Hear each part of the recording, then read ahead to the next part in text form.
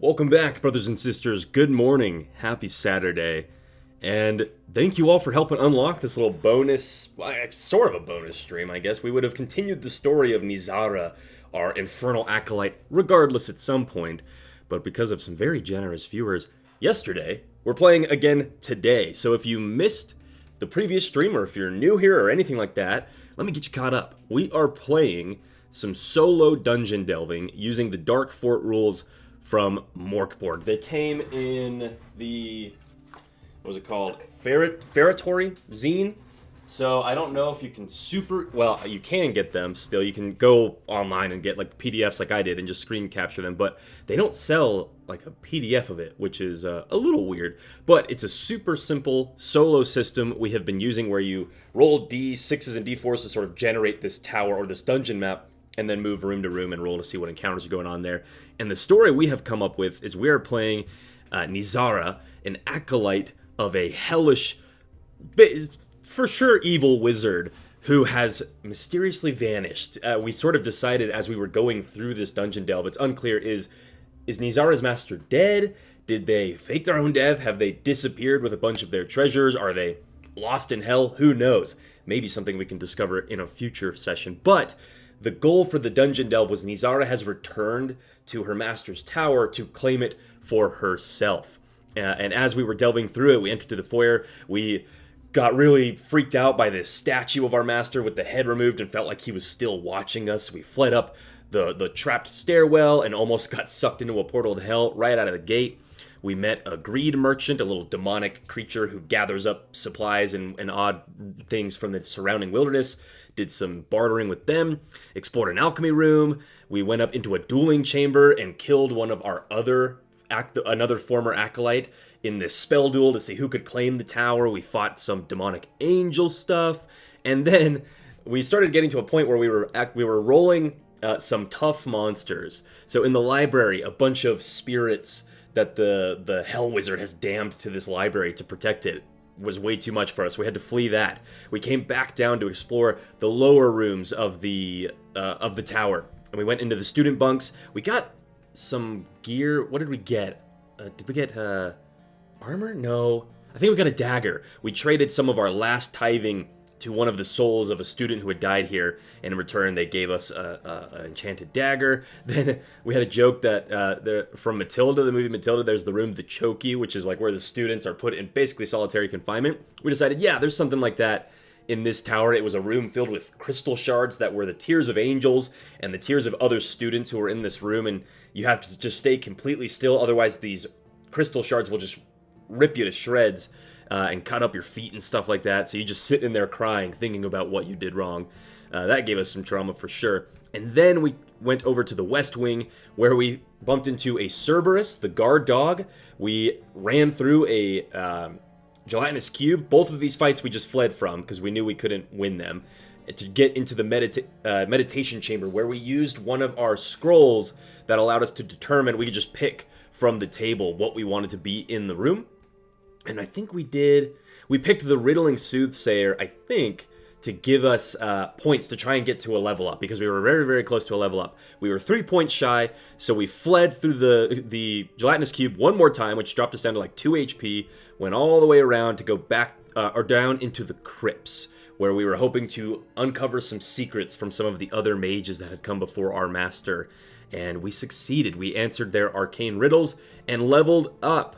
Unfortunately, our level up was maybe not the best one. It gave us 5 healing potions rather than bumping up our hit points or giving us any bonus to our attacks, which is honestly what we need the most right now, because we learned some of these higher level monsters, when you're level 1, there's like no way to kill them.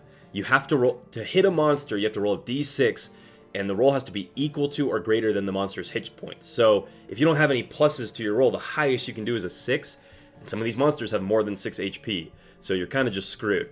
But last week, that's where we left off. Nizara has leveled up, has some potions of healing, and is down in the crypts. And we're going to continue delving to see what else we can find to aid us in claiming this tower. So, good morning, Kenneth. Good to see you here in the chat. Definitely can't make it Sunday stuff. Oh, dang, that's too bad, dude. I'm sorry to hear that. I was looking forward to playing with you, but we'll figure it out. We can get another time worked out, dude. No stress. But oh, one other thing before we keep jumping into this, I do have another goal running. So 5 super chats of any level, and we will continue with our dungeon delve. We'll do another one on Tuesday because Monday, Wednesday, and Friday, well, every other Friday because I got therapy. But Monday, Wednesday, Friday is our normal streams. So I thought Tuesday and Thursdays are good opportunities to sort of interject some bonus ones. So if you want to keep doing this and you want to do it soon, then that's the way to do it. But why don't we get rolling here, folks? Let's figure out where Nizara is going to go next. The last thing that happened to her is she was descending these stairs, and as she did, the spirits of other mages appeared before her and tested her with her knowledge of infernal magics. She succeeded, and now we've got 2 different stairways we could go through. One was maybe like further up the stairs. We kind of passed it in our days as we were talking to these infernal creatures or these spirits. The other is right at the bottom. I'm thinking we might. I feel like we want to put something cool at the very bottom. So I think it only makes more sense for Nizara to maybe clear the crypt as we're moving down. So why don't we have us go into this doorway? So we got to roll our 2d6 and our 2d6 1d4. So a 3 tells us we're entering into an oval room. We rolled a 2 on our d4 with 1 door. Okay. Kenneth, what do you think? What's in this room? Oval room with 1 door.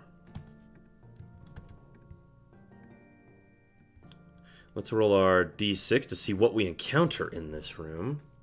A 2 gives us... Ooh, okay, a trap of some kind. A trap. What could be a cool infernal trap down in the crypts? Ooh, what would be cool? So it's clearly protecting whatever is on the other side of the room.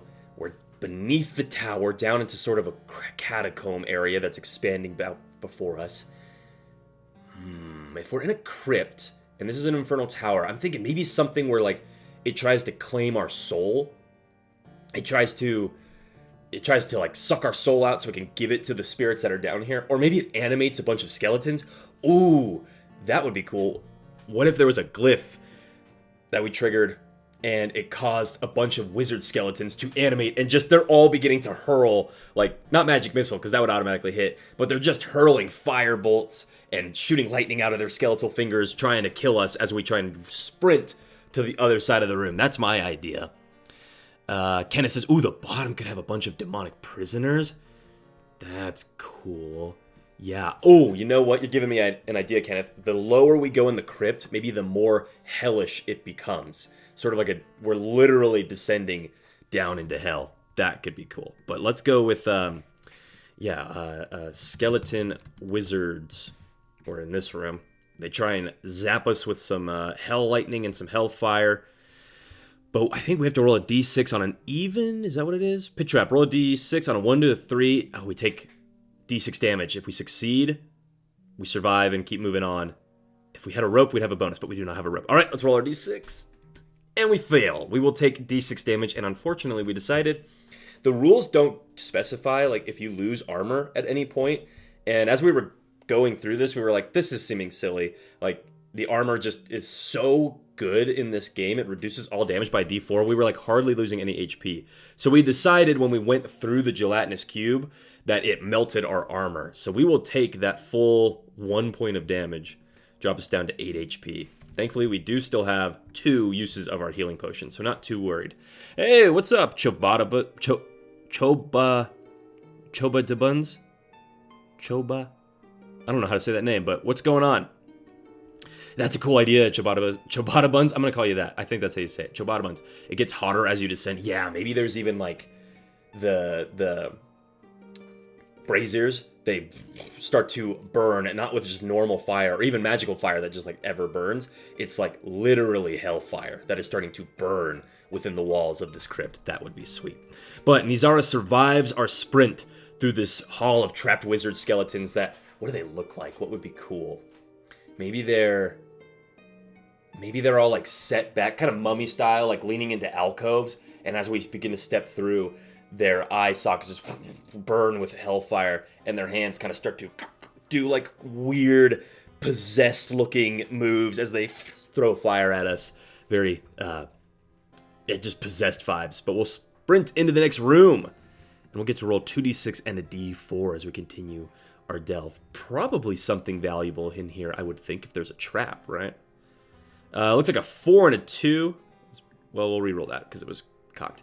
8 into a square room, and we rolled another 2. There is... Oh, wait, hold on. Am I doing this? Oh, no. Oh, what am I talking about? I was rolling... Oh, no, I did that right. Because we rolled the 2d6 and the d4 to determine room shape and the doors. Then we roll a d6 to see what's in there. Okay, so a square room with one more door. Okay. Let's see. Square room with one more door. I was thinking this probably is going to take us deeper. Or, you know what, maybe could be cool, is it's like these crypts extend sideways too, so it's starting to take us all the way across the underside of the tower. No, we should go down. Let's keep going down. That's sort of the vibe. Hellfire and all that. Okay, now we got to see what's in here. D6 roll. A 4. Let's see, okay, we face a weak monster. If we kill it, the room is explored. Let's see what we can kill down here. Also, I was thinking that we hardly got to roll on the item table, like hardly ever. It seemed like, which I don't think we should be able to roll on it every single room, but I do feel like after a fight, there should be a chance we get to roll on it, right? Because some of the monsters have like loot on them, but I also feel like there could be like a yes/no dice roll or something to be like, is there also maybe a little something extra in here? So I think we're going to use that roll too, just to make it a little more interesting. But I rolled a 4, which was that we are fighting a weak monster. So now we got to roll a d4 to see what kind of weak monster. 4, an undead hound. So last time, if you were here, you know, we're reskinning a bunch of this stuff to like fit whatever we want our story to be. So an undead hound has 4 hit points, it does d4 damage, and it has 6 HP. So what is the creature, what is the monster that we're fighting that is equivalent to that? How much HP did it have? Let's get some ideas in chat from Chabadabuns or Kenneth. What do we think this undead hound actually is? 6 HP, d4 damage. What would be interesting? We just went through a room that had the souls of these wizards that we had to avoid. Maybe it's like all their familiars have been like mashed into one like demonic entity. So, and like familiars and a hound, that kind of has a similar vibe. What else could we do? Any ideas in chat for our monster? Could be...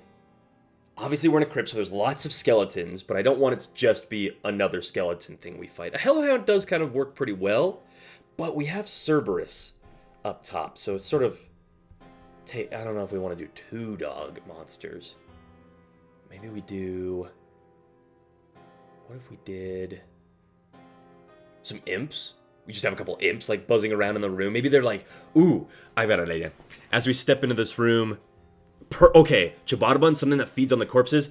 You and I are in the same mindset. My thought was, we step into this room, and we see from a couple of the different crypts and sarcophagi that fill the room, some of the lids have been busted open or whatever, and we see little beady red eyes kind of poke out from the shadows. We hear the buzzing of wings, and then a bunch of little imps with like creepy dragonfly wings or something come buzzing up out of these sarcophagi, where they have been breaking open the bones of these sorcerers and like drinking the marrow or like eating the bones. So they're sort of feeding on these skeletons. Now that the former master of the tower is gone, they are down here looting it for food.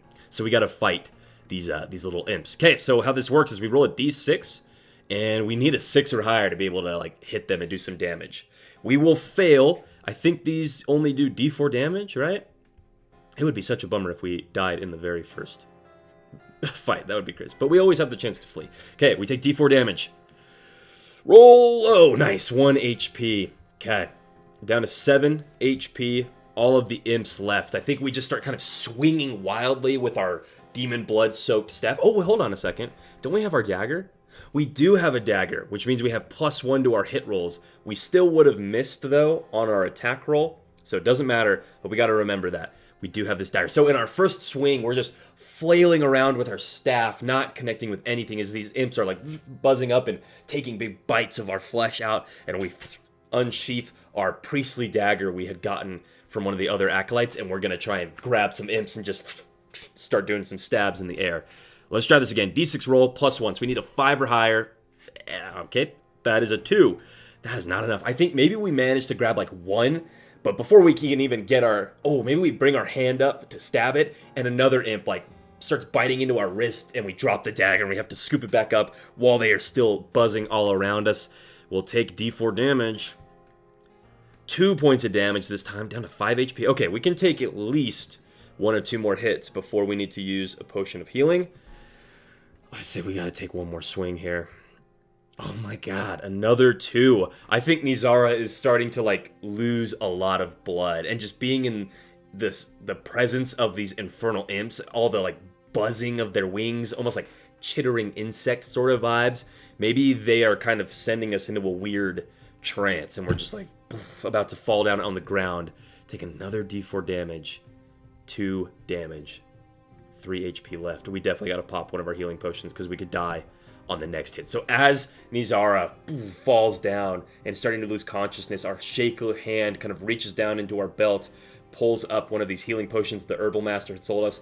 These were not rolling high last time. They sort of sold us some bad potions, but we popped the cork, which I imagine, instead of it even being a cork, maybe because it's an herb master, it's like a big soggy mushroom that is like shoved down into the rim of this bottle. But we pop that out, throw the healing potion back, and we get D6 HP. Give me a good roll. Now we get our 6. We'll take it. Back up to 9 HP. Okay. We have not gotten a single hit on these imps. Let's try this again. Oh my god. That's the third 2 in a fucking row. Take D4 damage. Are we going to have to run from imps? We might have to run from some imps because they just did 4 damage. What is going on? What is going on, actually? That's an idea for chat. Why is this going so poorly for Nizara? I mean, we can afford one more roll, so might as well, I guess, right? We gotta try and get some points, gotta try and kill some things. Oh my god. Improvement. That gets us to a 4, but that is still not enough. We take a D4 of damage. 1 point of damage, okay. What do you think? Do we pop our last healing potion? I think we kind of have to. Oh, that should be done to 1. We've got 1 healing potion left. 4 HP. Haven't managed to even hit these things, but they're going to be one of the weaker monsters we have to fight. If we don't kill them, I would say, like, this fight definitely feels like one, if we can win, there's a chance to roll for some random loot. I feel like we got to go for it, right? Kenneth's saying we run. Let's give it one more roll. One more roll. If we don't hit on this one, we'll run. Okay, Nizara is on the ground. The bottle has kind of fallen from her lips. She's starting to feel the magic mushrooms work through her body, and her eyes open up. She just starts just flailing wildly with her dagger, trying to do something. We'll go for one more hit. Fuck. That will not do it. Even with our +1, that only gets us to a 5. Oh my god, this is brutal. Okay, let's see how much damage we take. Oh! 4 point. Oh, wait, I'm sorry. We were supposed to roll our potion of healing one more time, and I forgot to do that. And we get the 6. Of course we get the fucking 6. We drank the last potion of healing to get into this fight. We take 4 points of damage, dropping us down to a 6. Fuck me, man. We can't even kill some stupid little imps. Okay. How about this, though? How about this? I think we make a little deal here. In our panic, as we're realizing there's like a swarm of imps all over our body, almost like Sturgy, just draining our blood, stabbing into us with their claws, we realize like there's no way we can kill all these things. We gotta just try and flee out of the room and hope they don't follow us. Maybe there's still a chance we can try and swipe something from a table. But here's what I think the deal is. If we're gonna give ourselves a chance to try and grab something and get some random loot, I think that normally when you flee a battle, you take a D4 damage. I think we need... Either we're going to take a D6 damage, which I think is more fair, or we'll roll the D4 twice and take the highest. A D6 has a chance of just killing us outright, though, and that's not very fun. So I think we'll roll 2D4 and take the highest roll for how much damage we suffer as we flee the room. Okay, double ones. So lucky. We go down to 5 HP. 5 HP left. As we flee, I think there's a chance we get to try and grab a magic item. But first, I don't think it's guaranteed. I think we need to do a yes-no dice roll. 1 or a 2. So the way I do yes-no dice rolls is 1 or 2 is a no, 3 or 4 is a yes. The question is, did we manage to swipe something? We reach down into the sarcophagus and just try and grab something. Do we get it? We're looking for a 3 or a 4. Yes, we did. Hell yeah. Okay. So there's weapons? Okay, random scroll is part of this table. Okay, we gotta roll a d6, and what did we grab? Now I'm wanting that armor. Now I'm really missing the armor. A 1. A random weapon. Okay, that's not great, but we could sell it. Let's see what we get. Random weapon roll. A 4. A flail. d6 plus 1. Oh, cool. Alright, we need ideas. Now, let's do a little brainstorm. What is cool about the flail that we pull out of the sarcophagus? And this crypt obviously houses lots of, like, wizards and probably other acolytes. Maybe some of the, like, favored acolytes. But also it could be a crypt where, like, martyrs who have served this wizard have been entombed, or cultists that served the wizard for a long time. What could we get in here? Does the mace have, like, is it like a skull? I'm almost getting like Pinhead, that like old horror movie. He's the guy who has like all the nails into his head, but instead it's a skull and all the nails were like hammered from the inside out. So you're flinging this big nail skull around like a flail. Or what else could it be? It could be like a demon's claw, and you're swinging a demon's claw around on a length of its chain. Oh, it could be from a chain devil. The chain is from a chain devil, and the claw is like its hand. That'd be pretty sick. Any other ideas in chat? What do we think? Right now my favorite idea is chain devil claw, but there's so many others we could do. We could be here all day coming up with flail descriptions. Anybody got one? While you guys are thinking, I'll add this to our inventory. We've got stuff to sell now, though, so that's good. Like, we could definitely sell this dagger for... How much can we sell a dagger for? Dagger goes for 6 silver. And we could probably also sell our wizard staff. I don't want to sell our wizard staff, though. That's like what makes us cool. That'd be lame. Yeah, let's run with this idea that our... Oh, Kenneth has an idea. The handle molds perfectly to the user's hand. You grab this flail. Ooh, what if, kind of building off that idea, what if it's sort of Ghost Rider vibes? I don't know if this is Ghost Rider, but when you grab this chained flail... The chains... Oh, no, I'm thinking of, Oh my gosh, what? God of War. What is the main dude's name? I'm wanting to say Kronos, but I know that's not it. That's the Greek Titan. What the hell is his name? I'm not a big gamer. But anyways, you grab the handle, and the chain wraps up your arm and burns itself, fuses itself to your skin. That's a cool idea. Sweet. Good contribution, Kenneth. Why don't we should copy-paste that idea down, right? Chain devil flail fuses to flesh. Or we gotta say chains fused to flesh. Now that's hardcore. That's what I call a grimdark. Hold on, trying to move this and talk at the same time. A grimdark weapon. That fits Morkborg's vibe very well. Okay, cool. We've got our chain devil flail. We've got our wizard staff soaked in demon's blood. We're not getting rid of that. We're a wizard, for God's sake. And we've got our dagger that we could go sell. We could sell the flail if we want, but I really don't think we should. At least not yet. Kratos, that's his name. Thank you, Kenneth. Thank you. All right. So, where were we? Oh, yes. Okay, we just fled the imp's room. So we need to draw a little imp in here to remember that there's a weak little imp monster we have to come back and fight.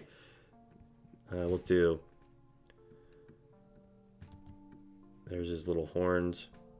There's his little cyclopean eye, his little fangs. And he's got, like... It's almost like Legend of Zelda vibes. If the little pixie from Legend of Zelda was evil, that's what it would look like.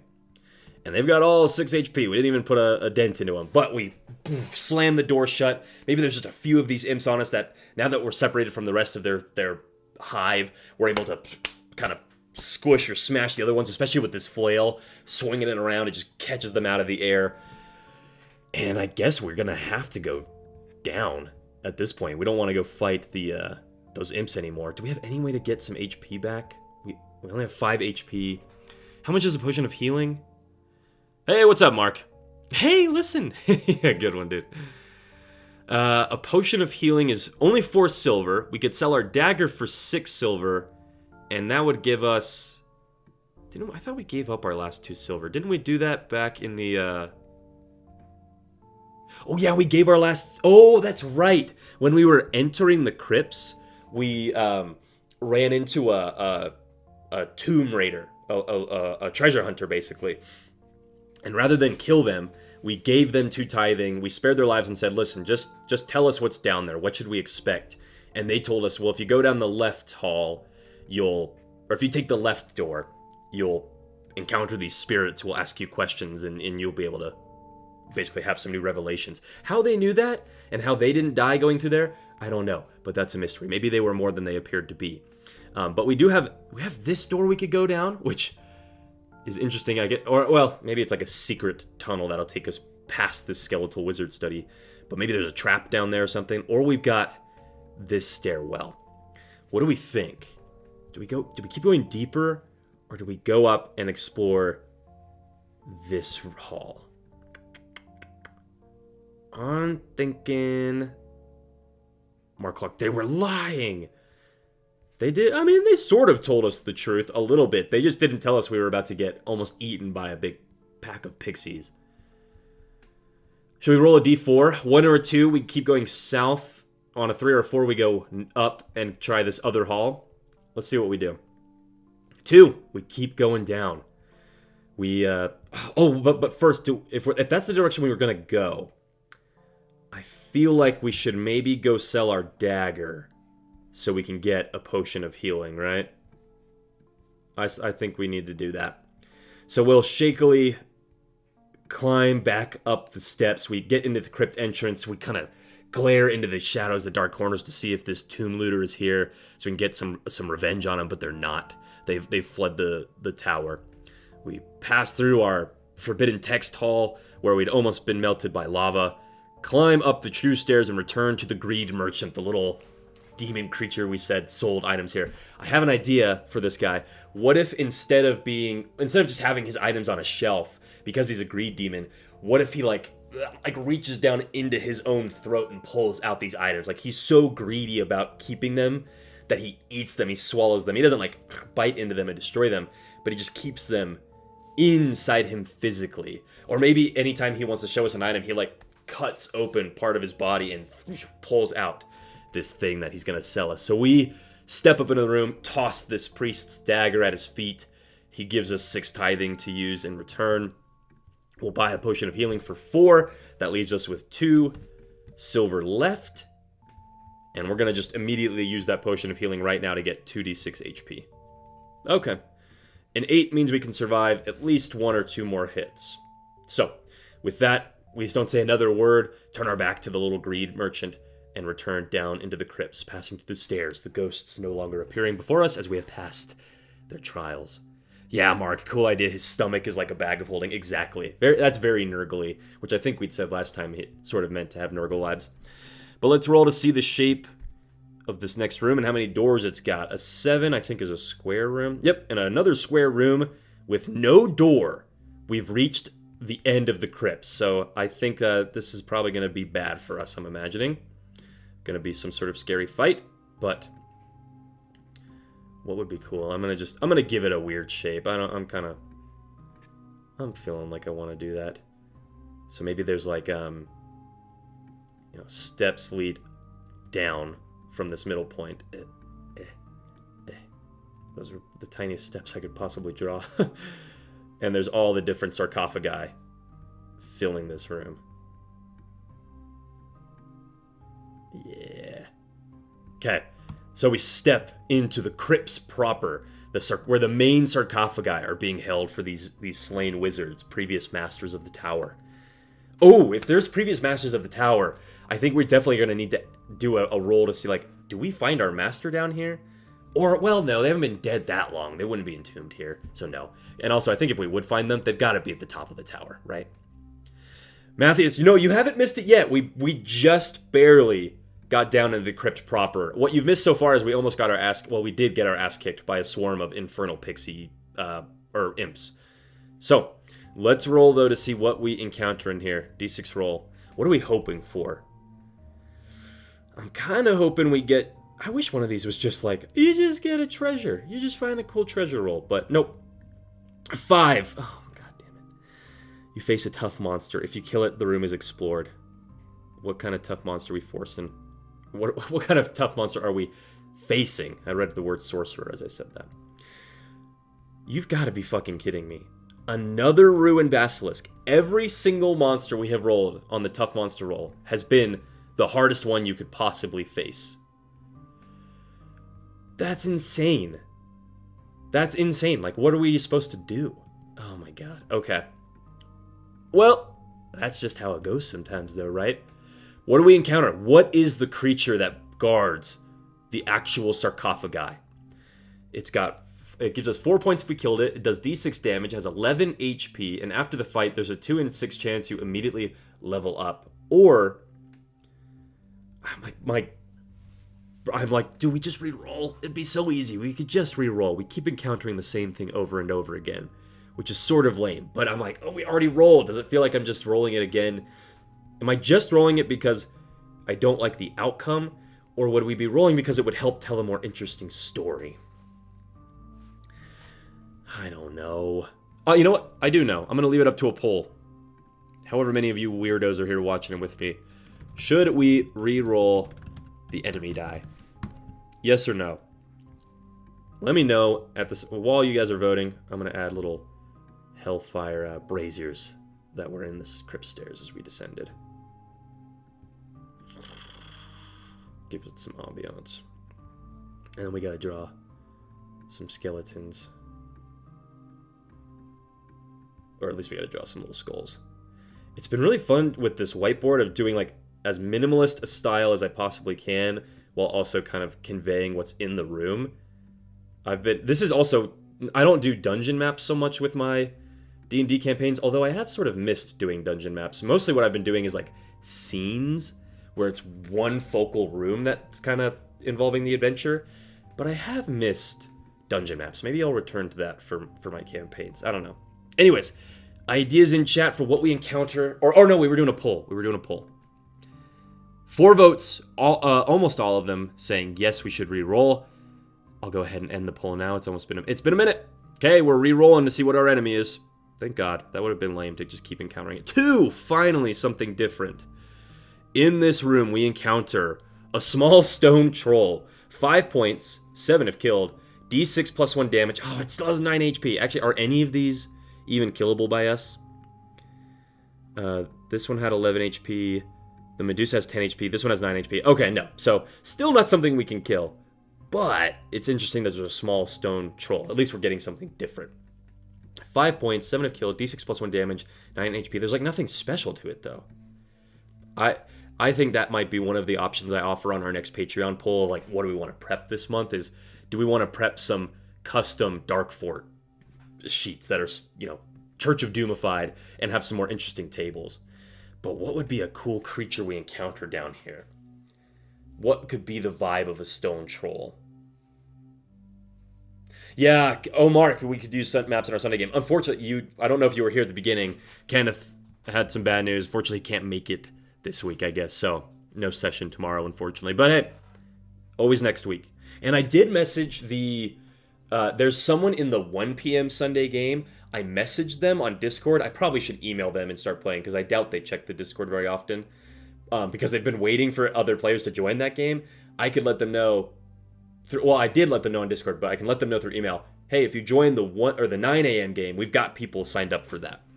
But anyways, we step into the sarcophagus. Ooh, Kenneth says there's like pulsating cracks. Yeah, what if? Ooh. Okay, so we said the deeper we go, the hotter it becomes, the more like hell it becomes. The floor begins to crack. Hellfire comes up through it, and we fight I'm getting like a cool Iron Maiden vibe. Like maybe right here on the far side of the wall. There's the... Oh, there's her arms crossed. Her crown of spikes. Her eyeballs. That looks so stupid. Does that help make it look more like a maiden? Not really. Hold on. How do I make this look like a maiden? I have no idea. Whatever. An Iron Maiden is the vibe I'm getting here. That it kind of cracks up through the floor where everything's breaking apart. Hellfire is filling it, and the Iron Maiden's door swings open to try and catch us and pull us inside and bring our soul down to hell.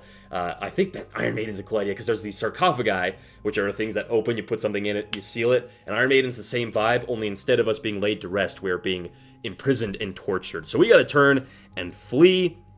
She could have a spear. Ooh, Matthias, that's a cool idea. Maybe even when she opens, she like spills out bodies and skeletons that all try and grab us and pull us into it. Oh, that'd be so sick. Okay, let's roll a d4 to see how much damage we take as we flee yet another fight. 1 damage, not too bad. We definitely need to get some armor. But we got 7 HP left. Oh, our rooms reset, or our points reset. You get, or wait, how many points? Do you get points for every room explored? Or no, you get points for the things you kill, but then you have to have explored at least 12 rooms. Right now we are, let's see, how many did we explore before we leveled up? 1, 2, 3, 4, 5, 6, 7, 8, 9, 10, 11, 12. Now we've only explored 2 other rooms so far. Okay. So 2 rooms, 0 points towards our level up, 2 silver to spend, and a tower full of really deadly enemies we have not been able to kill. Ay, folks. Okay. Well, what the fuck are we gonna do? What options do we have? We've got the doorway that leads north from the student bunks, which probably will start taking us up towards the library, which is where a deadly enemy is at. Oh, and you know what's actually kind of cool, I'm realizing? It's bad for us, but it's interesting, is this is the only way up. Oh, no. We could go west from the dueling room. Okay, we've got options still. Plenty of options. I think we just keep exploring these lower levels, though, right? Why don't we keep going north? I think we explore this main level. 2d6 plus a d4. 7 gives us another square room, if you can believe it. And no doors, we reach another dead end. Okay, well, running into dead ends is not ideal for us. What kind of room is north of the student bunks? I'm going to do it a little differently. Before I even roll to see what's in the room, I want us to just decide what is the vibe of this room. What are we encountering in here? What would be fun? We're north from the student bunks. It doesn't connect to anything else. Maybe like a study hall. Like these were where the students slept, but when they needed to just go do their own independent research, they needed to go practice their spell. Well, that's probably what the dueling room was for. But just a room that had desks and things like that for them to work in. Maybe we're going there. Other ideas, though? I don't want to be the only one who's coming up with the ideas. I feel like I come up with an idea, and I just run with it before I give anybody else a chance to... Oh, Matthias, that's a fun idea. The favorite students' chambers. It's like the employee of the month parking spot. That could be cool. I like that idea. Chabatabis saying, also Ciabatta Buns, I appreciate you hanging out with us in stream. Have you been to ones before, or are you new here? It's cool to see you, and it's a fun name, but an alchemy room could be cool. We had some alchemy stuff going on up here. Of course, it's a wizard's tower, so there's plenty of alchemy all over the place. Maybe it was like a private room for the favored pupil that had its own little like alchemy workshop that they could work in too. I like that idea. So we climb some stairs up a... Or it could be like a Harry Potter closet sort of vibe. It's like a secret, cramped chamber that's like hidden behind... You have to pull... Oh, I like this idea. It's like a secret room. Nizara had always known about it, but we'd never earned it. We'd never been given the right to claim this favored room. But now we're realizing our master isn't here to stop us. Doesn't seem like any of the other students are here. We killed one of the other pupils who was better than us. Maybe that gives us the right to come up here and claim our own little room that has like an alchemy desk at one side, some supplies on it. It's got a Oops. It's got our little bed area. And then what else? Maybe it has... What's like something creepy about it? The Perfects Room. Ooh, that's a cool name for it. The Perfects Room.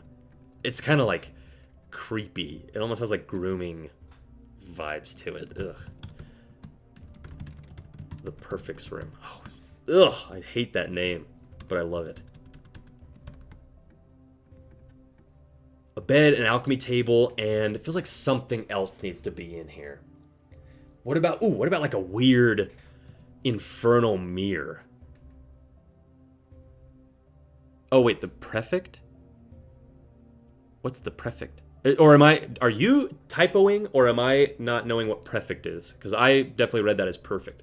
But anyways, I like this idea that there's like a cursed demon mirror in here that we like it's meant to like brainwash the perfect. Oh, yeah, that's cool.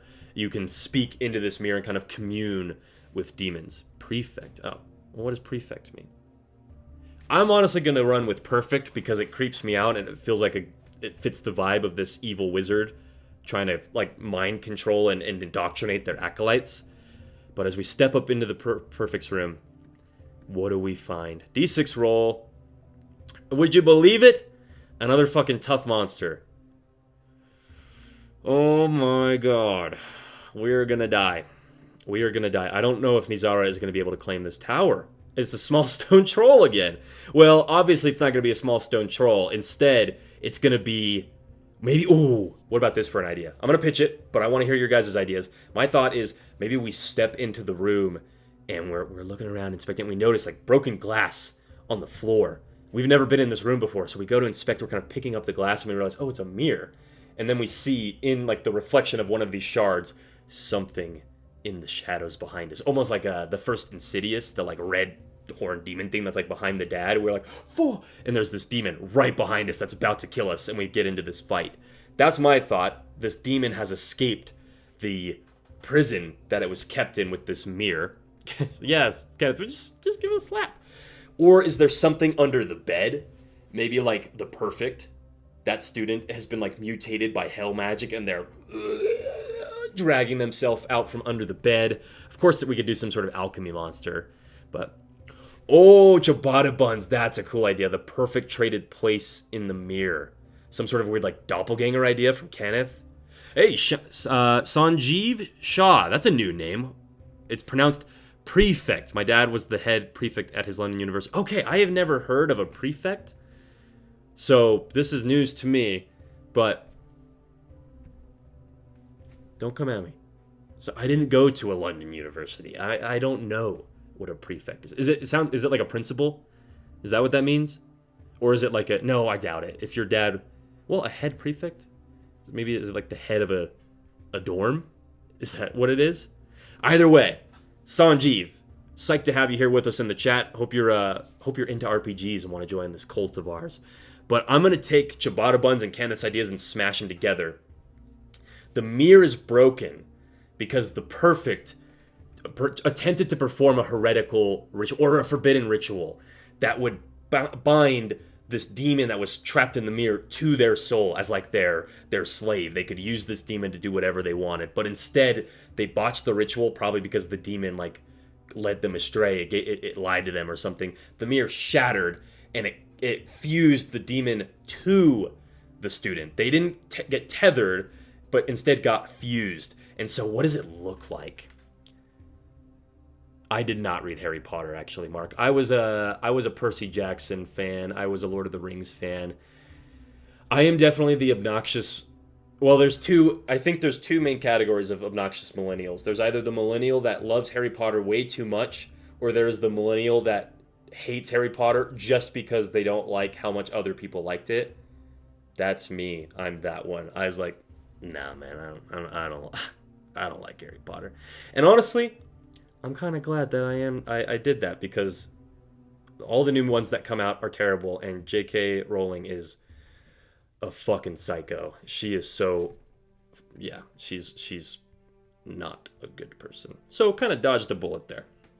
Anywho, what does this fused demon look like? I'm imagining something where, like, when the shards of glass broke, they, like, cut this person's face open, shredded their skin, and they've got, like, shards of mirror embedded in their hands and their body, and they use that as their weapons. That could be kind of cool. Matthew's saying looks like a grotesque amalgamation of the two beings, two heads, misplaced eyes, etc. Maybe if you free it from torment when you're stronger, it'll give you something. Oh, that is a cool idea, Matthias. So this is a demon we obviously can't beat in a fight, but so we're gonna have to flee and risk a D4 damage. We have 8 HP left, 7 HP left. But Matthias proposes a very interesting idea. Maybe there's a way we could try and help them. And what I'm thinking is, if we succeed, we get an item, right? We free their soul and we get to loot their room. But if we fail, we take a lot. We take like a D. How much damage does it do? A D6? I say we bump it up to a D8. No, it does a D6 plus 1. So I say it does a D6 plus 2. How does that sound? Good day, my lord. Good day, noble knight. You honor me. Marc has ideas. Demonic tendrils are coming out of the wounds that were... just as a random...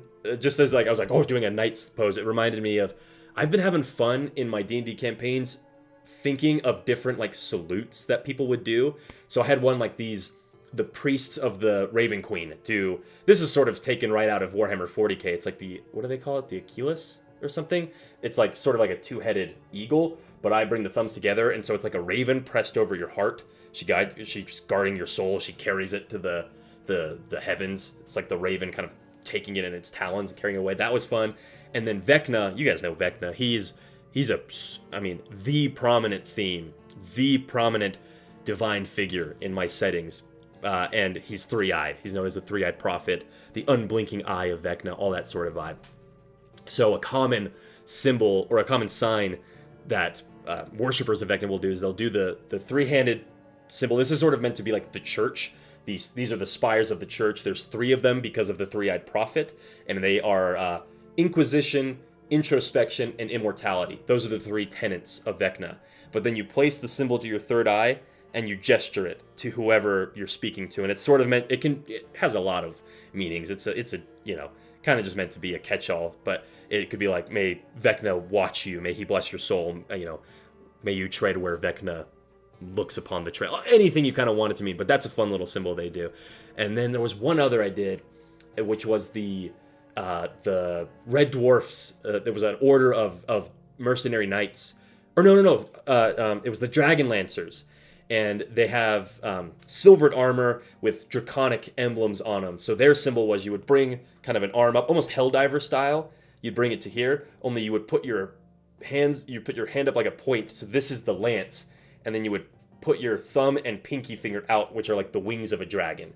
So this was their symbol. I know I've got jacked up pinkies. They don't go straight. There's a fun little thing to know about me. That's as straight as they go. I guess I was cursed. I was malformed as a little demon spawn, I suppose. Anyways, totally side tangent that I just thought was fun that I wanted to share with you all. But back to this idea of the Perfect's room. I think we should risk it because that was such a cool idea for Matthias. So we see this thing in the shard of glass, and we turn around and back up to the edge of the room, kind of tripping onto the bed, pointing our wizard staff at them, and we see this demon creature pulling itself out of the mirror. Maybe it acts as like a little, because it's broken, you can almost like climb into the little demi-planar prison where it was held. But it crawls out of there, shredding itself on the shards of glass that still hang to the frame, just cutting open its stomach, but it doesn't seem to even bother it. Its arms are just these mounds of flesh. I like to think maybe it doesn't even have fingers. It's just flesh with shards of glass embedded into it, glass in its face, and the way it speaks is it moves the glass and kind of like scraping it together to make this shrieking sort of voice. And we realize as it speaks to us that this is the Perfect. And as it kind of cuts us off from the doorway, we propose a deal. Hey, we can put you out of your misery if you just, don't kill us. and we can try and help you in this moment. But this is a ritual that is probably way beyond what we are truly capable of. So I think what we're going to do is, so far it's had you overcome problems like similar to this. Like you roll a d6, and on a 1 or a 3 you succeed, or on an odd number you pass. I think in this case we're going to roll a d6. And on a 5 or a 6, so there's a 1 in 3 chance we're able to do this.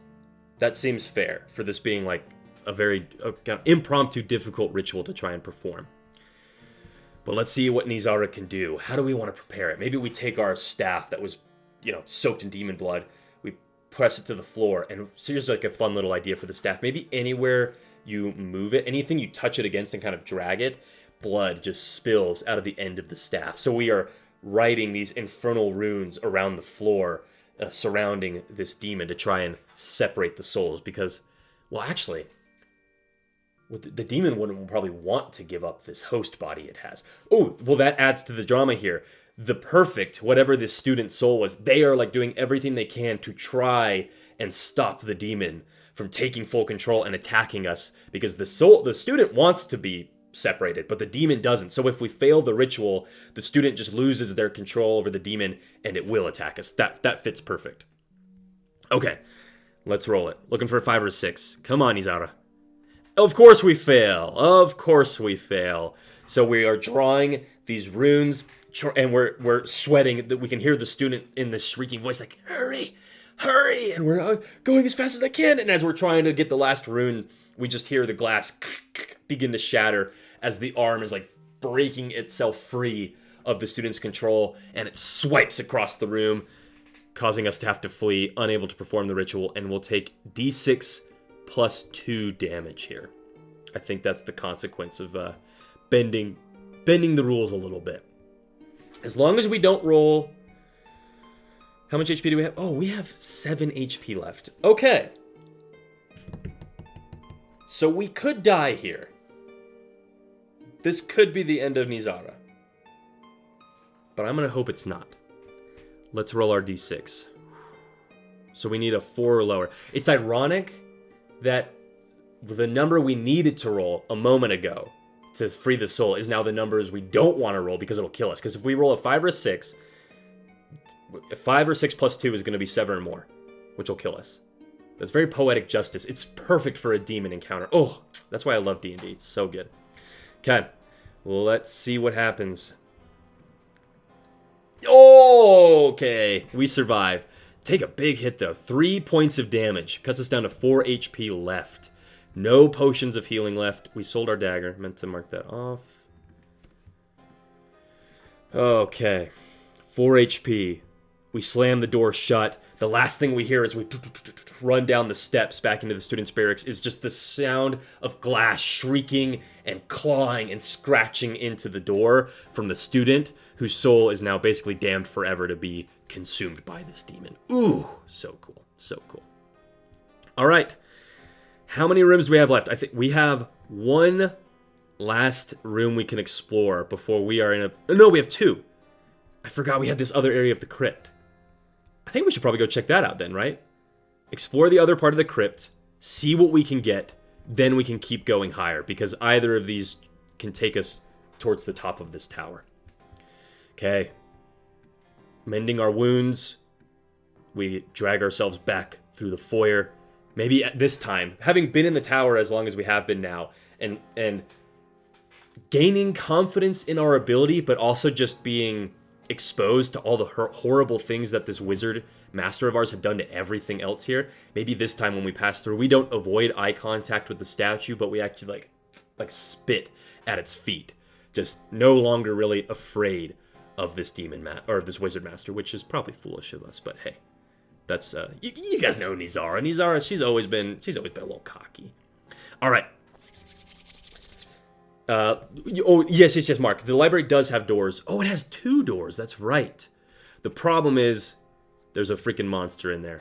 Oh, and there was another hall here that the Cerberus was guarding. Okay, we've got plenty of doors to explore. How many is that? We've got 1, 2, 3, 4, 5, 6 other doors we actually could keep exploring. The problem is many of them are blocked by monsters that we have not really been able to kill yet. But let's see what's waiting for us in this next area of the crypt. 4 gives us a cross-shaped room with 2 doors. Okay, so it's expanding. Okay, we are in a weird place to be drawing new sections of dungeon. What do we think this door is? I need an idea here. Because this we said was like the crypt proper. But now we're finding this other door that leads to a cross-shaped room. What could that be? Maybe this was the crypt proper for the wizards. And now we're going into... I don't know. If it's cross-shaped, I'm going to kind of just start sketching out some ideas. Obviously, we don't have to do it exactly like they say. Like, it's our game. We can do what we want. But, because cross-shaped seems kind of hard to fit into this area. It could just be like a big L-shaped room. And it's like a secret... Oh, yeah! Maybe it's like a secret tunnel or a side passage that will connect to this area. Maybe. Or an embalming room. Chibottomans. That's a cool idea. Yeah, I like that. And actually, let's do this. Hold on. So the hallway extends down. We climb, or we descend some stairs, and then we reach a T.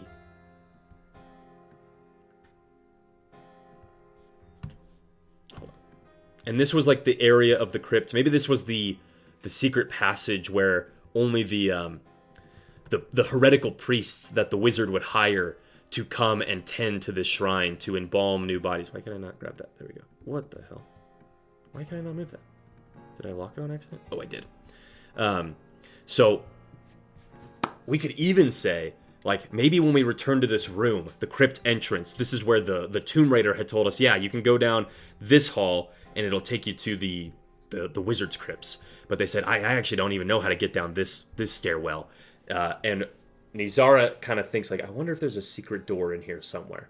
Maybe the Tomb Raider just was unable to find it, but Nizara steps into the room, or steps up to this statue of what? What could it be? What would be an interesting secret door in some sort of hellish crypt? Ooh, I've got an idea. Yeah. Secret tunnel through the mountain. Secret. Oh, did you guys see... Wait, did I dream this?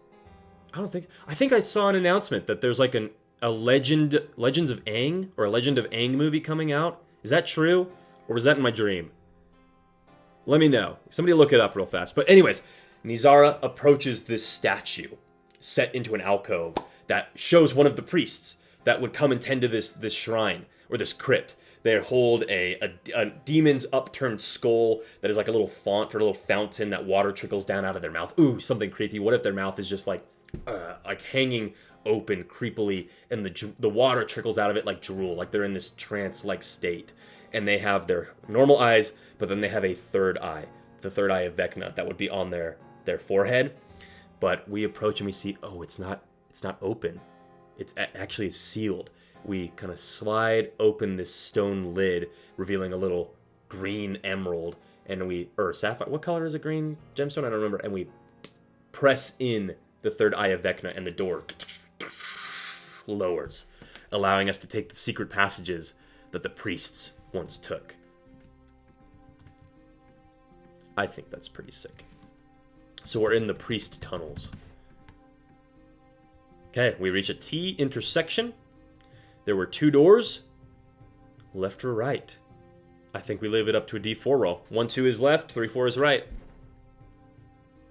4, we're going right. Let's see what we find. 8 and 4. Oh wait, what am I doing? We didn't roll to see what was in the room for the previous one. There is a riddling soothsayer. Roll a die, odd result. You solve the riddle and may choose to receive either 10 silver or 3 points. On an even result, a mind-shattering shockwave deals D4 damage and ignores armor. If you survive, the room is explored. Okay, so maybe we find like a crazed priest down here. As we're descending the stairs, we hear like a whimpering, sobbing sound. And as we turn the corner, we see one of these priests like clutching something to their chest. I'd love to hear ideas in the chat. What are they holding? What is the creepy thing that they have clutched to them?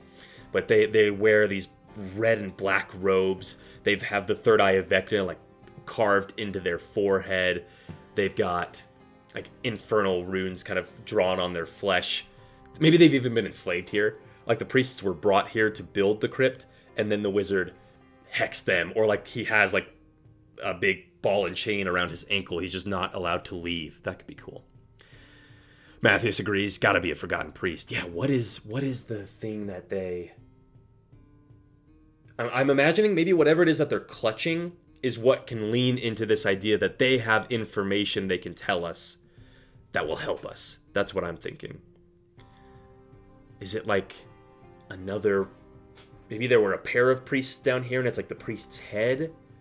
Or maybe they hold... Maybe they hold a... Like they had their tongues cut out so they couldn't escape, and they like... If we...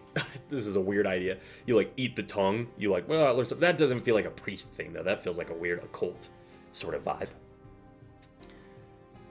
Maybe it's simply a matter of we just have to console them. This priest has lost their mind. And if we can get them to calm down, they can tell us a little bit about what we need to know down here. Ooh, Kenneth has an idea though. Maybe it's a talisman of Vecna that carries a drop of his blood in the soul of a virgin. We're going to virgin sacrifices. Yeah, I would probably go innocent soul. A virgin soul is like, I guess that, like, I don't know. So, I don't think that's like, I don't think it's like wrong. It's a old fantasy trope, but I think an innocent soul is more interesting and less kind of like, ooh, like a virgin soul. Like that's, you hear virgin soul sacrifice and you're like, that feels a little weird. Something about that feels like old. Who does that anymore? But I like this idea. Yeah, he has a talisman to Vecna. It's the only thing that's like keeping him sane. It's like a symbol of his old faith, and he's just holding it and whispering to it. Maybe he's almost like a Nothic sort of vibe, and we try and approach to see if we can make some sense out of what he's trying to say. But if we fail, he like stabs us with a dagger or something. Let's see what we can get. We're looking for an odd result. And we get it. Okay, we kneel down beside him, and unlike our master, who was cruel and would like strike him down or transmute him into a newt or something, we show him kindness. We put a hand on his shoulder and we say, it's going to be okay. It's going to be okay. And maybe we even shatter his chains. We allow him to escape this place. And in return, he tells us dark secrets about this crypt. And maybe even like what we might find on the other side of the doors. It's hard. I want to allow him. It makes sense he would be able to tell us what we should find over there. But I don't want it to allow us to just pick exactly what happens in those rooms. So kind of, I'm not sure. But either way, he reveals knowledge to us. So we get to choose 10 silver or 3 points. We have no points so far. And you need points to level up. Because the only way you level up is if you get 12 rooms, or you explore 12 rooms and have 15 points, or you collect at least 40 silver. I know we only have 2. If we had 12 silver, what could we buy? 12 silver could get us a random scroll. It could get us a sword.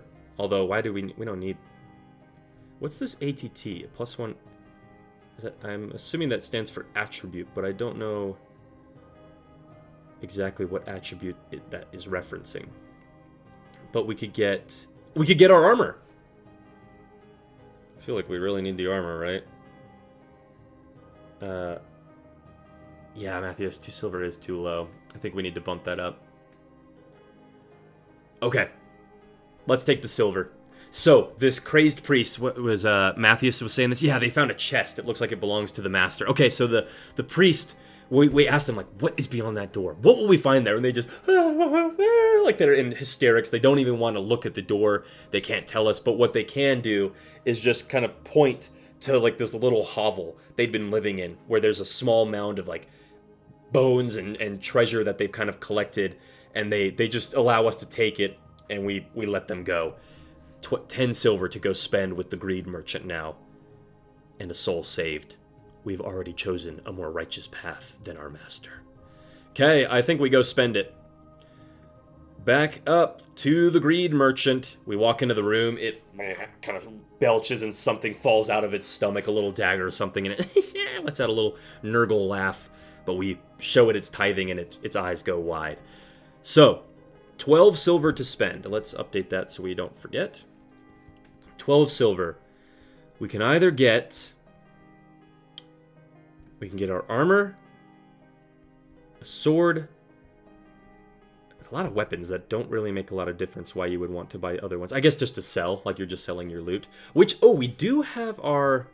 Oh no, we have our warhammer, or we have our wizard staff, and we have our flail. And I don't really want to sell either of those. So I think, yeah, we just buy the armor and drop right down to 2 silver again. But at least we're able to avoid some damage now on some attacks, which is good. Okay, hell yeah. What kind of armor did we buy? I want you guys to come up with this one. What is the armor we get from this little greed merchant? The last one we got was a hellish breastplate that as it took damage, it glowed with these runes that burned into our flesh. And if you died while wearing it, you would become a soldier in the front lines of the war in hell, like trapped within this breastplate. But what's a different thing of armor we could get? Boots? Maybe boots. That doesn't really sound like very protective armor. Could we do some sort of bracers or a helmet, a suit of chainmail? What would be cool? Ooh, Matthew's saying maybe some sort of necrotic robe. We do need a cool wizard's robe. What could it be made out of? Noble Knight says that a cloak of invisibility that doesn't make you fully invisible, but makes you more difficult to target. It's a fun idea. I like the idea of doing some sort of robe that does have a protective ability. I don't know if I want it to be invisibility, but I'm thinking like maybe it's made from like demon scales or like the braided beards of bearded devils, or maybe it's maybe this is a little bit of a goofy idea, but what if it was a robe made out of infernal contracts? And you know the trope, like these contracts can't the contracts can't be broken, right? You can't break a contract with a demon or they get your soul. So they are literally unbreakable. You can't cut through these things, so they protect you in that way. That sounds fun to me. I like that idea. Matthew's adding maybe it's made of hellish ash that confuses enemies. Oh, interesting. It's still alive. That could be kind of cool. It's like a living demon robe. I like the hellish ash idea too. Matthews, you like the infernal contract idea? Well, not to pat myself on the back too much, but I do too. Let's roll with that. Let's take kind of inspired off yours and Noble Knight's idea of some sort of cool cloak or a robe of some kind. We don a robe of hellish contracts that were... Why do we have them? Like, they were forged, or they were written but never fulfilled. They're just sort of this contract that is still out there that could be claimed by others, or something like that. And we throw it on, and now have some armor. Okay, back down to the crypts. We're going to keep exploring these. Left or right, I think we leave it up to a D4 roll. The priest is long gone. We don't have any other information about what we might find. We roll a 2 as we go left. Now we roll our 2d6 and a d4. We find another cross-shaped room with 2 doors. My goodness. Okay, a cross-shaped room with 2 more doors. What is this room? I feel like this one could be the embalming room. I feel like that makes sense, right? It's interesting that we're finding doors and things that are going even deeper beyond these crypt or these sarcophagi, which we were told were the true wizard sarcophagi. It makes me think like maybe this whole area is like just one big trap. Like it's meant to be too easy to get to. And what you really need to do is like go through these areas to get down into the actual catacombs that are way down here. That could be kind of cool. Anyways, I'm thinking this is the embalming room. This is where they prepared bodies. Embalming room. So there would be, what would that mean? What would be in here? What's part of embalming? Obviously you've got your table with all kinds of medical instruments and bottles and all that sort of thing, just random supplies. you would probably have some sort of, like, shrine. Something that's been really fun just on Church of Doom branded that I've just been doing for a little while now is anytime I need to do a little obelisk or basically a point of interest on a map, I just do this little 3-pronged spire, this little church symbol. That's our church's symbol, by the way. That's the cult of the RPG. You throw up the 3 spires of the church, the 3 eyes of Vecna. I think, isn't that... Oh, it's even like a secret handshake. This is like a common thing. This is like nothing new, but that's like some sort of handshake you could do too. That's funny. All right, so this is like a shrine where as the bodies are... Their organs are removed and they're prepared to be embalmed. Maybe they are offered up to Vecna, or they're offered up to some sort of demonic entity here. Speaking of which, let's see what's in the room. We roll a 1. Nothing. The room is now explored. Hey, we'll take it. We'll take it. That's another room explored. Up to 3.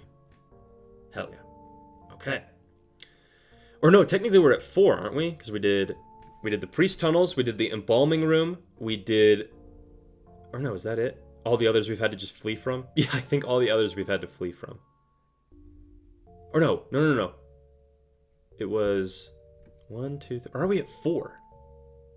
I think we might be at 4. Hold on. 1, 2, 3, 4, 5, 6, 7... Losing track. 1, 2, 3, 4, 5, 6, 7, 8, 9, 10, 11, 12. 1, 2, 3, 4. Okay, yeah, we're at 4. Nice. Okay, that's good. That's good. And thankfully, nothing we need to fight in this room. I feel like we should start going down.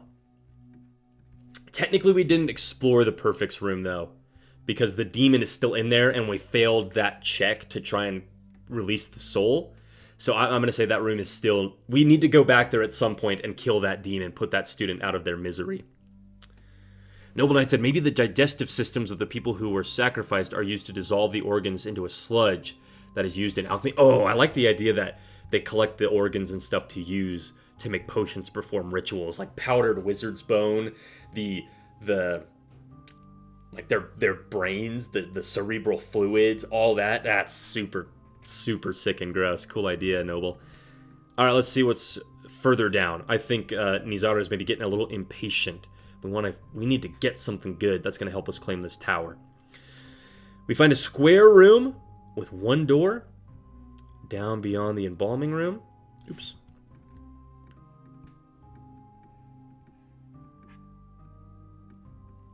And what's this room? So there's some... It continues that way, continues west out of the embalming chamber, but we're going down. What would it be leading us to? What if it was like a... If this is a false crypt, then we could be going into the true crypt. Or this could be a true crypt, and now we're going down into like a crypt where demons are being held. Or we're going down into a literal passage to hell. We are actually... We're so deep beneath the tower, and it's getting so hot that we're finding a passage into the layers of hell. That could be kind of cool. Or... Oh, and it had 1 door, right? Is that what I rolled? A 2? Yeah, 1 door. I think a passage to hell is sounding very interesting. But why would the priests have access to that? And why is it right next to the embalming room? So that doesn't really make sense to me, actually. It does seem like this would lead to the actual crypts. This is a false crypt meant to lure tomb raiders and kill them and get them trapped. If you go through the skeletal wizard trapped hall and fight these pixies, now you're getting into some of the... Well, hold on a sec. The priests have these tunnels. It takes them to the embalming room. If they prepare the bodies here, they bring them back to entomb them. Maybe the crypts are over here? Because we did grab something out of a sarcophagi over here where there was the swarm of imps. So maybe that is where the true sarcophagi are. But the priests also protected and watched over this hell portal. Oh, where's the torture room? Your master for sure has to have a torture room. That's true. Would it be down in the crypts, though? I suppose. I mean, it is the dungeon. So it certainly could be. Yeah, why don't we could say it's a torture room. That works for me. Or, I'm actually kind of feeling like maybe this is the torture room. But Matthias, don't let me forget that idea. I think we need to use it. Oh, Noble, you also like the idea of a torture room? Okay, I mean, if you both like it, we could have this be the torture room. And then over here... Sure, let's go with it. What the hell? Okay, so what would be in a torture room? You'd have the rack, right? The table that you'd be laid out on. And there's like the hand cranks at either side. Basically pull you apart. And then there's a bunch of chains hanging from the wall. There's like a drain for the blood beneath the table. I guess I won't draw that too small. But as we step into the torture chamber, what do we find? 5. We find, of course, a tough monster. One that we cannot possibly hope to kill. What is the person who tends to the torture chamber? It's got to be something cool. Am I able to move this? Oh no. I can't get close enough to it's just going to want to zoom it bigger. Oh, dang it. Oh, I wonder if I can... I want to be able to draw whatever the actual torture creature is here. I'd imagine it's some sort of torture demon. What would be a cool torture demon thing? What could they look like?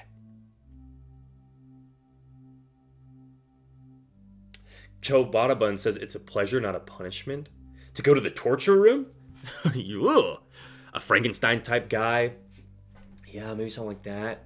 Like a flesh golem. I imagine it's got to be some sort of demon, though, that would just take pleasure in inflict... Oh, maybe that's what Chobadabuns meant.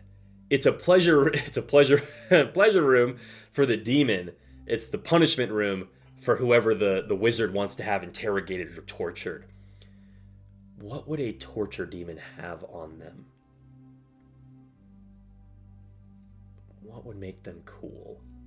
Some sort of way to make your flesh, like, extra vulnerable to being cut open or killed, maybe? A massive psychic snail that feeds off pain and misery? Something like that. A snail seems a little odd. I'm imagining something that has, like, multiple arms that it can inflict multiple forms of pain as much as it wants on as many creatures as it wants. And maybe even like its touch is just pure agony. But what does it look like? I'm having a hard time imagining a cool demon. It looks like... Ooh, here's an idea. Maybe it is sort of like a way that it psychically tortures you or messes with your brain. Maybe its body looks identical to someone you know. Someone you love, someone you trust. Maybe it looks like your father, your mother, your spouse, your brother, who knows. But their head is concealed by the like pointed black cowl, mask, the hood that like executioners and people would wear that you see in like the tropey art of like executioners and torturers. So the way that that's meant to add to your suffering is you cannot be certain that the thing that is torturing you isn't your father, your mother, your spouse, your whatever. But this thing has abilities that they shouldn't possess. But it just keeps that thought in your mind and tortures you with it. That's fun. Okay, so we cannot fight this thing because it has the... I guess we need to roll with the stat block to see what it is. Either way, we can't kill it. A 1, a Necro Sorcerer. Oh, 8 HP. Damn it. It's something that's like... It's the closest we've been to one that we could actually kill. So it's worth 4 points. It does D4 damage. Every other attack is a death ray, dealing D6 damage. It's got 8 HP. If we kill it, we get to loot 3d6 silver. And after the fight, there's a 1 in 6 chance you are transformed into a maggot. Oh my god. So you could just die if we fight this thing. I'm trying to think if there's any way we could bend the rules to give us a chance to kill this thing. We've got our flail. It's a d6 plus 1, which only get us to a 7. We've got our wizard staff, but that only does d6. And we only have 4 HP. Okay, actually, what am I talking about? This is so not a fight we can win. We've got to retreat. We retreat. And I need to draw the little mask. Little torturer's mask. And we'll add this is the torture room. Okay, so we, as we step into the room, maybe the cranks on the torture device start to move themselves.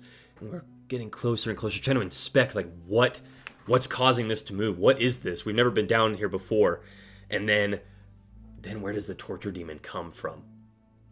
Oh, maybe there's a body. There's like a withered old body on the table that is starting to be pulled apart. And as it rips open from the table, the torture demon bursts out of the gore that has been spilled into the room by this. So we scream, turn to run. This torture demon lashes out at us with a whip, and we'll take D4 damage as we flee. 4 damage. We've got our armor that will negate 1 point of the damage. Oh my god. Oh my god. 1 HP left. Nizara, what are we gonna do with you? Oh no. So many tough monsters. This is a weird tower. I know, Matthias. It is, well, I mean, it is a hell tower that was inhabited by a powerful, evil hell wizard in the doomed world of whatever setting this is currently taking place in. I mean, I guess it's the old world. Sure, why the hell not? It's in my setting of an apocalyptic doomsday world. So yeah, it's got to have a bunch of crazy strong monsters. Oh man.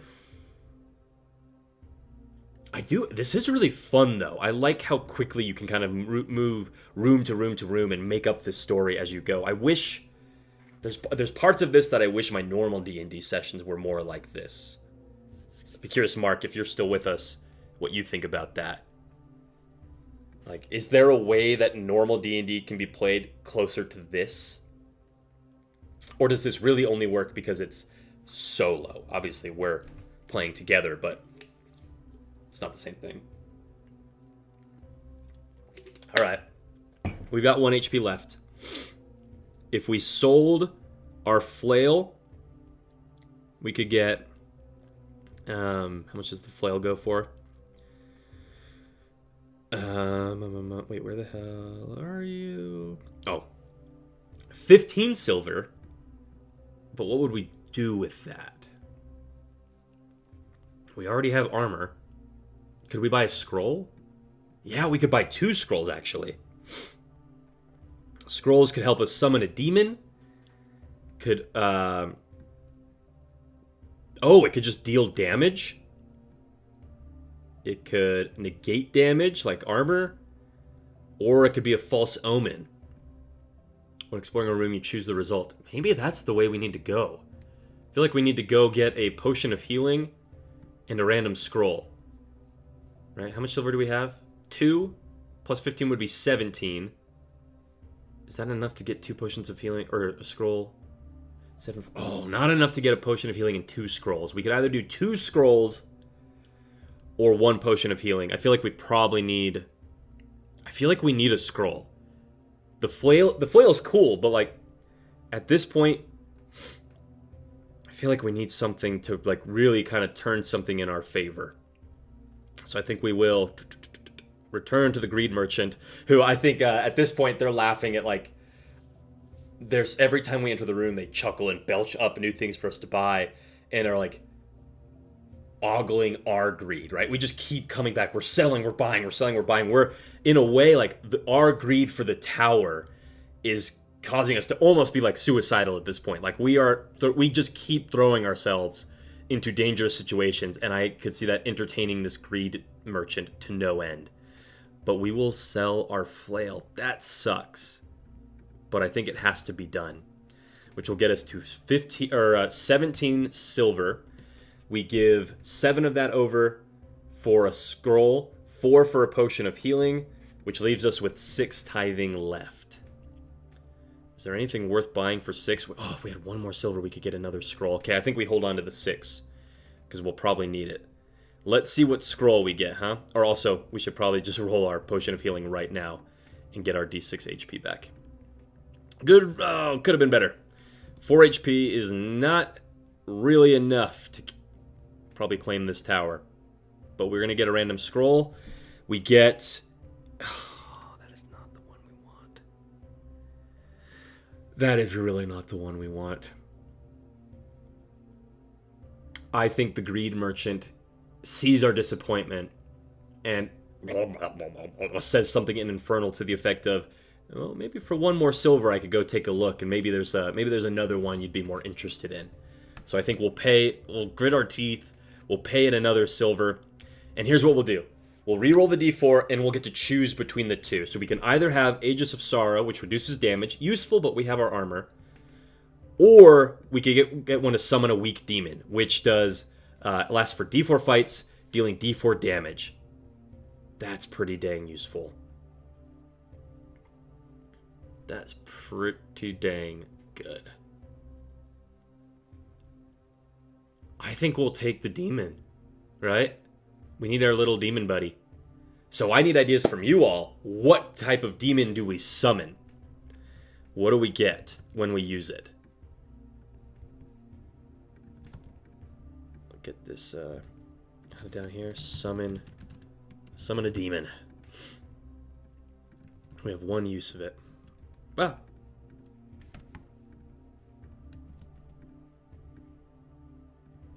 What type of little demon could we summon? It does d4 damage, which means... Well, it only does damage, which is useful. Because I think how we were... If I remember correctly, yesterday when we were using this is... The Demon Toad, regardless of whether or not we hit, it will just do damage. And so these creatures that have like 9 HP or 8 HP and it's above what we could hit with our weapon, it can reduce it to a point where we could kill it. Or where we could start hitting it. An imp to fight. Imp to fight the imps, maybe. Noble Knight says maybe it's the same demon as before. Could be. I kind of like the idea though that each scroll summons a different demon. Do we want to summon imps? I feel like we could do something cooler. Considering there's a bunch of imps. That's probably what we'd want to go fight, right? Unless, do we want to fight one of these bigger monsters? Oh, I need to remember... I gotta put the HP for some of these bigger ones. So while you guys brainstorm some other ideas for the type of demon we could summon, let me drop in our HPs here. So this one had HP. This one was the Stone Troll stat block, which has 9 HP. There was another one of those we encountered. Where was it? Oh, I think it was this one. It was the Stone Troll as well. 9 HP. No, we haven't killed. And a 6 HP little imp thing. A Demon Pixie. I mean, isn't that just the same thing as an imp? Noble Knight said, what if it's a very high-ranking demon, but when it's not specialized in combat? So now he's just panicking, trying not to die? Yeah, that could work. Some sort of like... I don't know if it's a high-ranking one. What could we do? What would be fun? A weird look for a demon. Maybe some sort of rat demon? One that has like... riddled in hellish plagues. It's got a bunch of different tails. It's got like 3 heads. Just this big mutant rat thing. And as it drags its body around, it's like spilling out swarms of hell rats. Why not? Let's go with that. Alright, here's where we're at, everybody. Nizara has 4 hit points left. 1 scroll that will summon us a demon to help us in a fight. We know that this tower has a lot of strong foes that need to be killed. And probably our only chance to be able to kill any of them are these imps in this room. They only have 6 HP. So all we have to do is survive 1 hit from them and let our demon do some damage to it, and then we can hit it and hopefully kill it. I think this could be Nizara's last fight very easily. We could die here. So I think as we descend the steps and step into the room with the skeletal wizards, what's like a little ritual we do? What would Nizara do knowing that we could die, but we're willing to die in our efforts to claim this tower? What would be like a little ritual we could perform to almost like immortalize ourselves in preparation of our death? Maybe we... Ooh, what about this idea? What if, as we're passing down from the merchant, having just bought our scroll and potion of healing, we step through the foyer, we see once again this statue of our former master, the head knocked clean off. Could we put something of ours like where the head would be? Or do we like carve something into it? Or we could like destroy the whole statue entirely. We could maybe something with the other students. Maybe like collect their bones and place them around the base of the statue.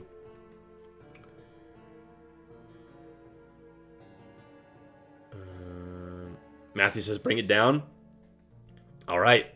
I dig that idea, Matthews. I think that's fun. Okay, Nizara steps into the room. At this point, battered, probably has some broken bones somewhere. She's like limping on her staff. She sees the statue of our master.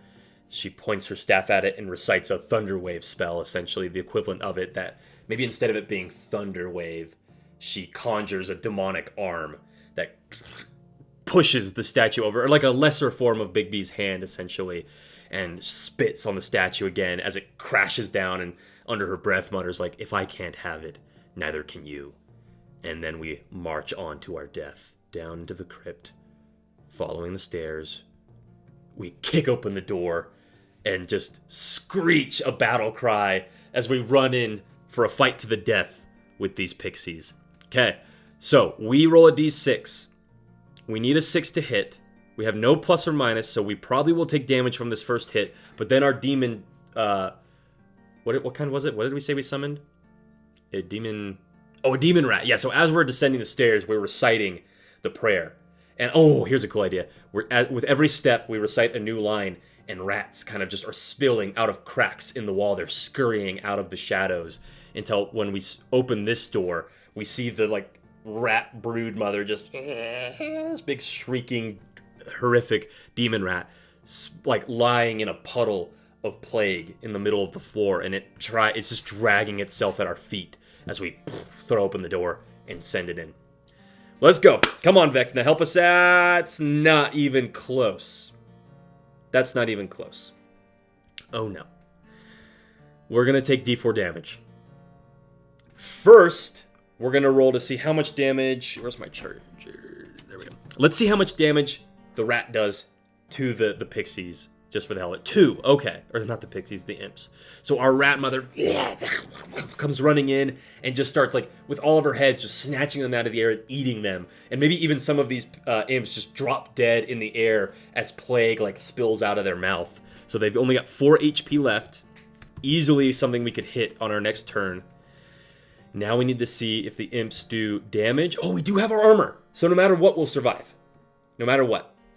Okay, sweet. They do 1 point of damage, which our armor negates. We survive the first hit. Hell yeah. The rat's just gobbling up a bunch of these imps as we're go in for another swing to see if we can hit. Roll the d6. Another one. Oh, no. Okay. Well, let's see how much damage our rat does. 3. Only 1 HP left on the rat. We take 3 points of damage. Our armor negates 1 of that. We're down to 2 HP. Okay. There is no way we don't kill this thing now, thankfully. So, the rat, like, maybe our eyes are even watering. We're, like, hacking up bile from the plague that's filled this room. But we keep pushing on, knowing, like, we'd rather die than not. We'd rather die than have this tower fall into anyone else's hands. And in that moment, teetering closer and closer to death, maybe we see like a few of these imps are like flying straight towards us. And we close our eyes, and a third eye, a hellish demon eye, opens on our forehead.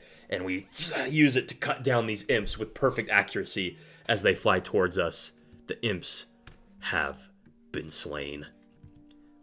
Nice, guys. Nice. Our first fight that we've won in quite a while. We'll take the win. Okay, so this was like an imp hive is what we'll call it. That's a cool name. So there would have been some sarcophagi in here. We said that's what they were like. sleeping in or whatever. Or they were using these sarcophagi as their little hives. Okay, fantastic. We killed the imps. What did we get for that? They had 6 HP. I think they were a tough... Were they a weak monster or a tough monster? Oh, they were the undead hound. That's what we had the equivalent of it be, right? Right? I think that's what we had it be. Yeah, because that was what we...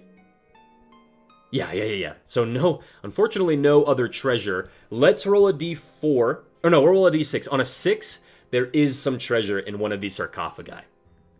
Ooh, damn. Nope. So we'll just have to keep going forward. But we've got 3 fights left with our demon rat. 3 out of 4 fights left. Or no, I think we said... Well, last time we had it be like rounds of fighting. I think it is meant to be like a full fight with a different creature, which does make more sense, does feel a little more fair. So maybe we'll go back to that. We'll retcon that. But now we have an ability to see what lies in the next room. We continue on. Nizara just might claim this tower, even though we keep going deeper and deeper instead of up. But that's because we've got freaking things that are trying to kill us. Maybe at a certain point, okay, here's what we'll do. After this room, maybe it is time to start going back up, don't you think? Might be. Let's roll and see, though. With a 6, we're going into a square room with no doors. We've reached a dead end. Okay. Whoop. Let's give it a kind of a odd shape. Okay. So it connects these two. What do we find in here? It's between a little sarcophagi room that the imps were protecting. The priest tunnels lead to it. I feel like this one needs to be... Maybe it's like some sort of special chamber of the crypt. Like it's where the current master would be entombed. We've been throwing around this idea that these were false sarcophagi. But maybe it's... Maybe it is the true... Or that they were false crypts. Maybe they are true crypts. I don't know. What could be in here? What could be in here? There was, in fact, treasure. We just didn't find it. Yeah, Noble Knight, good one. Or the rats ate it. Oh, that's interesting. I like that idea. The rat demon snatches up maybe we were about to pull a potion out of the sarcophagus. They're like, that's mine. That's my payment. And they take it. That could be fun. The priest's chambers could be here. Okay, I actually like that idea. We could have there be some sort of hell idol over here that like fire burns out of. They had to tend to the shrine. Do another little Church of Doom symbol.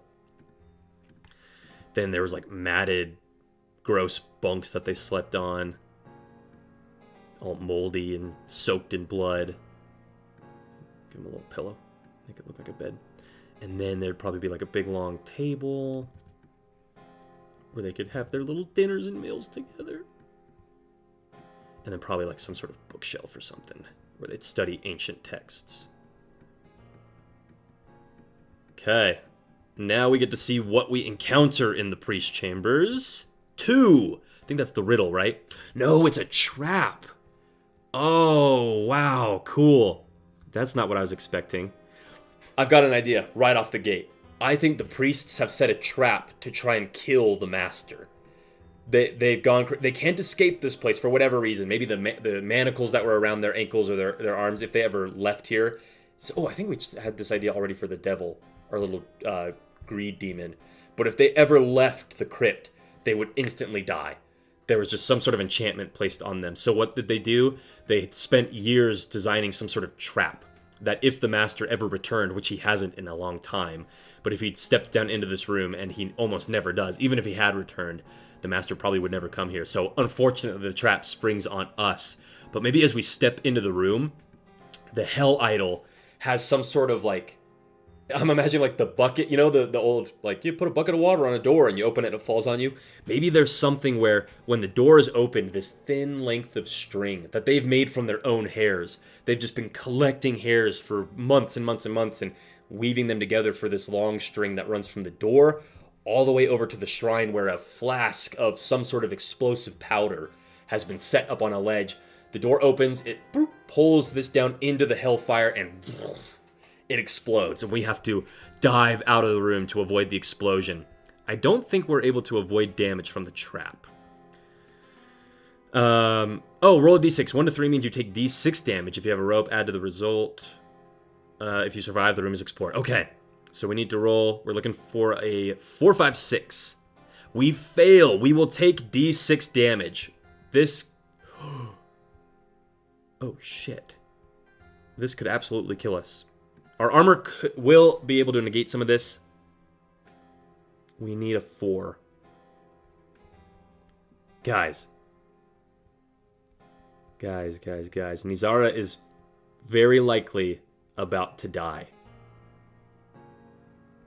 What is happening? Okay, I think as Nizara steps into the room and she hears a string or a tripwire kind of trigger and she sees this fireball start to explode towards her, we try to throw ourselves through the door, and what's the last thing that goes through our head? Possibly one of the last things. I think we hear the chuckling of the greed devil merchant and the warnings he had given us, sort of more in like he wasn't genuinely trying to warn us. It was more of like pointing out the obvious of like, your greed's going to get you killed. You're going to keep delving. You're going to keep going deeper, and you're only going to suffer for it. You and I are not so different. Something like that. Let's see if we are able to survive. We need a 4. That's the only way we survive this. No. Nizara turns to, like, as she turns, she gets hit by the shockwave of the explosion, which slams this door shut. We kind of get knocked into this door, and as the fire is coming across the room, we try to turn the door handle to open it, but it's been locked. We've been trapped in here by the very priest we set free. Our greed lured us into a deadly trap that was meant to kill our master, and instead, it catches us in the fire. And I think the last note I'll leave our adventure here on is, if anyone, whoever were to come here in the future and delve into this crypt beneath the hellish wizard's tower, if they stepped into the priest's chambers and looked at this door, they would see the burned shadow, the silhouette of Nizara caught into the doorway, sort of like the flash heat shadow from like an atomic bomb or a crazy explosion. How it can just leave their shadow on the wall. That is all that remains of Nizara. Damn, guys, that was sick. A very fitting ending. I think it, honestly, it's pretty awesome. This foolish, arrogant acolyte who never even, they weren't even the top of their class. They weren't the favorite. They weren't the perfect. They hear that their master has gone missing. They return to the tower, believing we'll claim it for ourselves. And what is their fate? We don't even reach the top of the tower. We die down in the crypts because our greed kept luring us in hopes of finding treasure that would aid us in this foolish, impossible mission to claim a wizard's tower. Oh my gosh, that's so good. That's so good. I loved it. Matthias, you thought for sure Nizara would claim the tower? Hey, I was hoping, but here we are. Tragic ending for our character, but one that I like. One that feels very fitting.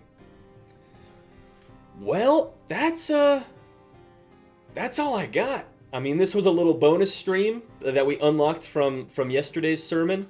So, it looks like we didn't hit our goal today, but that's totally fine, right? I'll be back on stream in the future. I've got Monday, Wednesday, Friday is sort of the plan going forward. So, yeah. If anybody's got any questions, I can hang out here for a minute with y'all. Drop it in the chat. I'll chat with you for a minute. But other than that, thanks for playing this adventure with me. What did we think of Darkfort? Is this something we'd want to do again in the future? I liked it a lot. I feel like we could definitely put our own spin on some of these rules. But maybe that's a task for another day, right? Noble Knight said maybe her last word is of her family who she abandoned. Maybe. Yeah, her last word is just crying out her mother's name. And then hit by the fire. Brutal. Yeah, Kenneth. We'll talk. I messaged you in the Discord, so shoot me a message over there. Let's talk. Because I also took a look at your character, and there's a couple of things I was like, oh, we might need to adjust that. Matthews asked, when's the next one? I'm not sure when the next Dark Fort stream will be. But Monday, I'll be on stream. I don't even know what we're gonna do on Monday, honestly. I don't want to do Dark Fort again on Monday. I want to try and have some variety, but I'm also not sure what to do for streams. D&D is... there's a couple 40k streamers I can't say I really like. I like, if I notice he's online, I'll jump in and kind of listen to what they're talking about. But what's cool about the 40k community is Games Workshop always has new stuff coming out. Like every day, there's a new blog article that comes out from them that you can talk about with the community, and there's rumors that are circulating. It's like, I wish that there was more of that in the D&D sphere. I wish there was more stuff that people could get hyped about. But there's like nothing. If you look up D&D news, like what news is out there? We've got this new Dragon campaign book coming out next month or something, but there's like hardly anything out there about it. They announced like the Eberron stuff, but again, not like a crazy amount of stuff about it. I think like they don't have a blog that they put things out on all the time. So it's, I don't know. There's just like there's not as much of a sense of like a community that wants to come together and talk about the hobby the same way that I noticed with 40k. So, but hey, maybe that's the calling that the church is meant to fulfill. Maybe I need to dig a little deeper, find the things that are exciting to talk about. I have no idea. Noble Knight said, I liked Dark Fort, but the rules were kind of limiting. I'd like it better if it was like custom with a bunch of rules you made. Yeah, I agree. And I think we did a pretty good job of homebrewing things when we needed to, right? Like we decided at certain points we lost our armor. We allowed ourselves to make some bonus rolls to see like, ooh, do we find an item in this room? Can we make a deal, right? We had we tried to do that ritual with the perfect and it just didn't go our way. The items and the gear are probably one of the most limiting things. And the enemies, there's just not enough variety in those. I mean, all of these tables could be expanded, but it's like, do you expand it in the moment, or do you expand it with a big, long D20 list? I'm not sure. Oh, hello, Mother Doom. It was a good stream. It was a fun one. It was a good time. We lost our character, unfortunately. Nizar died. Oh, and here's a question from Noble. Do you know about Trench Crusade? And if you do, what's the faction you like the most? I know of Trench Crusade. I haven't played it. I don't know the names. I know there's like the new Antioch and a few things like that. I don't have any like minis that I've prepped specifically for Trench Crusade. But if I had to pick a faction, actually I know what I would do. I'd either go Trench Pilgrims, because I just like that vibe, and Pilgrims is a fun word and one that comes up a lot in my own D&D prep and stuff. But there is a faction that I've been seeing some concept art for. It's like the Mariners. They're like the Navy, and they have these like diver suit models, these units that like basically they have a ritual performed that slows their heartbeat down to the point that they can be submerged under the water for months, or even I think it said maybe years at a time, and they sort of just float there like land or sea mines.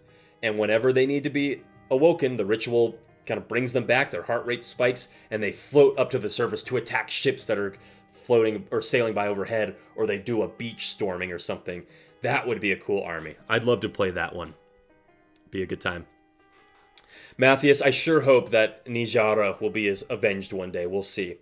Edward Boyer, what's up? Good to see you in the chat. You said a 40k D&D campaign could be interesting. That's, in a way, sort of what my well, not really my Thursday campaign. That group has leaned more into the fantasy than sci-fi. There certainly is sci-fi going on, but my Tuesday, Thursday campaigns are the Martyrs of the Ark campaign, which is set on my homebrew setting of the Ark, the arcane repopulation craft, the giant cathedral planet, and it is a science fantasy setting, and a ton of things I just borrow out of 40k, rip them out, and put them into the setting. So I've been having fun trying to combine those. I think I could do a better job of having even more sci-fi stuff in the sessions and in the world. So something I need to work on. But yeah, we're coming up. We're almost at 2 hours. We've finished our adventure. I'm not seeing any other really questions coming up in the chat.